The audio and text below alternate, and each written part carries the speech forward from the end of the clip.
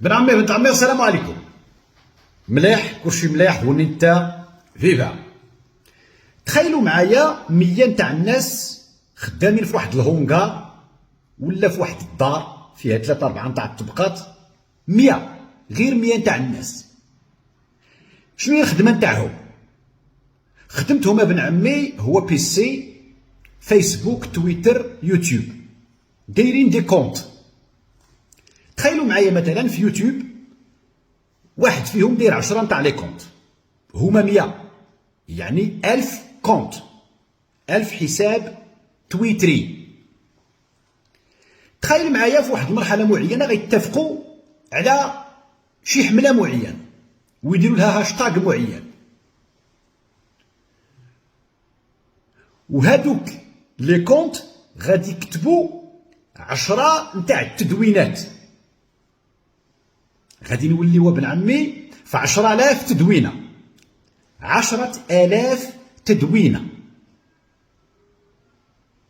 كلها تتحدث عن فلان، حمله عن فلان.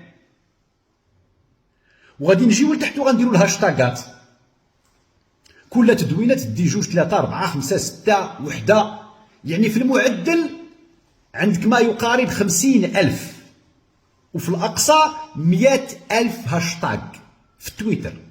ها هو طلع طوندونس. شحال طلعوه تاع الناس؟ 100. شنو هي خدمتهم؟ موش إلكتروني. الإخوان اللي كيسمعوا على الموش الإلكتروني، والموش هو الذباب، الإخوان اللي غير كيسمعوا على هذه القضية هاكي كيخدموا 100، وكل مرة عندهم واحد التوجه معين. مرة يهجموا على قناة معينة، يهجموا على صفحة معينة، يدعموا شي خبر معين باش يطلع، يطيحوا شي خبر آخر باش تمسح السينيالة. هذه هي الخدمة نتاع الموش الإلكتروني. دابا غتقول لي سعيد علاش راك تقول لنا هذه القضية؟ كاين اللي يفهم. السؤال الثاني: متى كان المغاربة تويتريون؟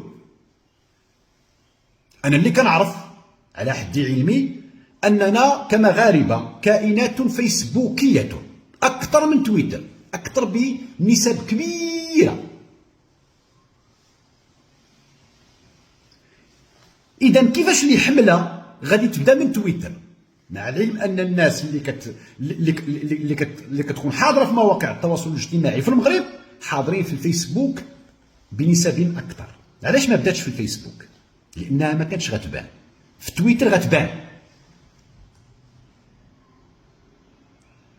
واش فهمتوا فين بغيت نوصل؟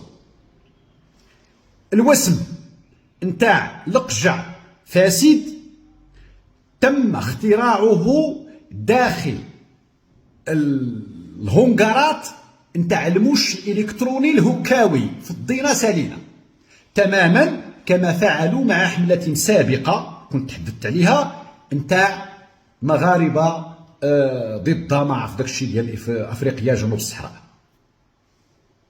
حتى هي واحد الحملة، مجموعات اللي تبدلات، صفحات اللي بدلوا السمية وكتبان انها مغربيه. ملي كتمشي ليستوريك وداك الشيء راه بالدلائل، راني شفتو في واحد العدد نتاع عند الاخوان اللي نشروا هذا الشيء بالدلائل. صفحات كتبدل السميه على طول 5 سنين، وكل مره كتمشي لواحد الجهه كتهجم هاك وهاك.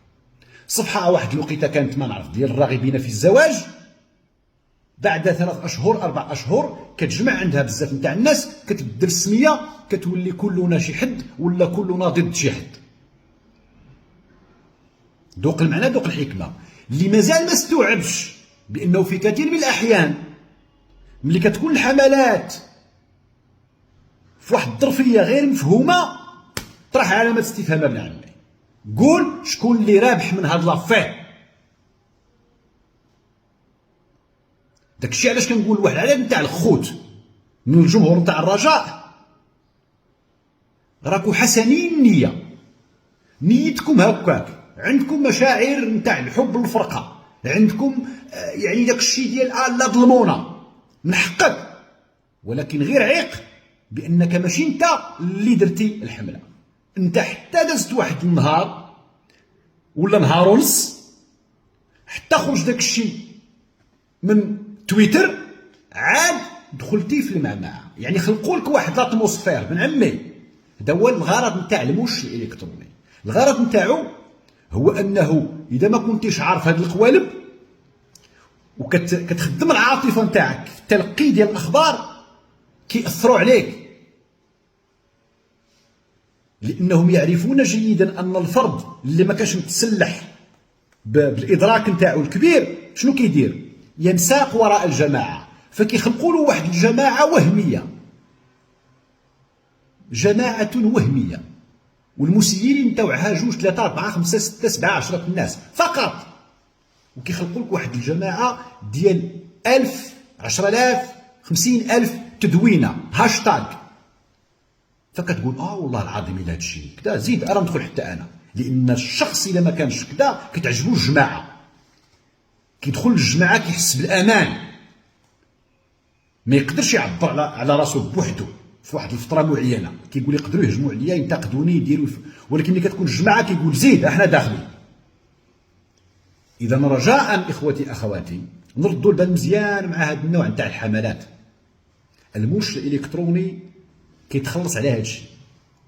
هما متدربين لدى العسكر الهكاوي، والجنرال شام قريحه قالها، تكلف بهذه القضيه ديال ما يسميه هو الامن السيبرياني، وهي حرب سيبريانيه يتم استثمار فيها بالفلوس، لا على مستوى القنوات الكبيره نتاعهم الاعلاميه اللي مشريه باش ما بغاو، ولا على مستوى هادوك اللي كيتفاعلوا في الصفحات، هادوك اللي كيكتبوا التعاليق، هادوك اللي كيمشيو يديروا التدوينات، هادوك اللي كيديروا الهاشتاغات، هادوك اللي كيمشيو يديروا دوك الفوتوشوب، ويحيد الراس نتاع هذا ويحط هادي ويدير هادي باش يخلق داك الزعزعه ديال سميتو، ويمشي لك الاخبار معينه يركز عليها ويزيد يضخمها. تفهمنا؟ هكذا يشتغل الموش في حربه السيبريانيه. ولكن اللي ما خصناش نسمحوا انه يوقع مره اخرى هو ملي تكون شي حاجه اللي عارفينها كضرنا وحنا غاديين ليها، غاديين ليها وفرحانين ونعتقد انه خلقنا شي حاجه. لا بن عمي، لاني غادي نختم هنا بما قاله وليد الركراكي في الندوه الصحفيه نتاع البارح. قال في الاخر نتاع الندوه بان هذا الهجوم هذا او هذه الحمله هذه ماشي وقيتها واخطات طريقها، اخطات السيبل، الهدف المعني بالامر ما خصوش يكون فوزي القجع. اذا كنا غادي نتكلموا على شي حاجه سميتها الفساد نتكلموا عليها في اطار اخر وبمنطق اخر وباليات اخرى. تفهمنا؟ اما باش تسمى المهم انا شرحت بما يكفي يا ابن عمي، طرحت اسئله خليتك تستوعب شويه شنو واقع، ولك واسع النظر. باي باي، سلامه، باي باي باي باي.